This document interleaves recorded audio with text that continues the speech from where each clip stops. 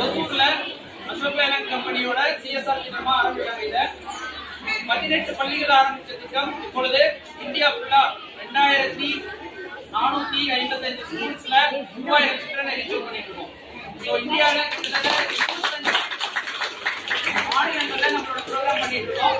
என்ன திட்டம் அப்படின்னா, ஒரு குழந்தைக்கு முழுமையான எஜுகேஷன் கொடுக்கணும். சரிங்களா? முழுமையான எஜுகேஷன்னா கல்வி மட்டும் கிடையாது, அவனோட ஹெல்த் அண்ட் ஹைஜீன், வெல்னஸ், அதுக்கப்புறம் ஸ்போர்ட்ஸ், ஆர்ட் எஜுகேஷன், இந்த மாதிரி ஆஸ்பெக்ட் என்ன பண்றோம்.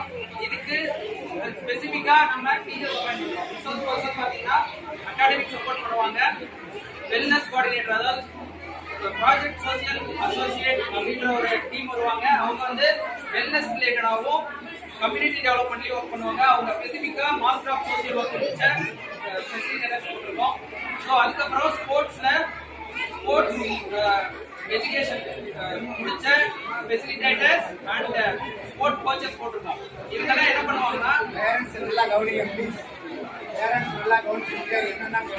எட்டாவது வரைக்கும் உள்ள திட்டத்துக்கு ரோட் டு ஸ்கூல் திட்டம்னு பேரு. 9ஆவதுல இருந்து 12ஆவது வரைக்கும் உள்ள திட்டத்துக்கு ரோட் டு லைவ்லிஹுட் அப்படின்றது பேரு. சரிங்களா? ஸோ ஒரு பிளாக் அடாப்ட் பண்றோம்னா அந்த பிளாக்ல 1ஆவதுல இருந்து 12ஆவது வரைக்கும் சில்ட்ரன் ஹையர் எஜுகேஷன் போற வரைக்கும் சப்போர்ட் பண்ணிட்டு இருக்கோம். ஸோ இந்த திட்டம்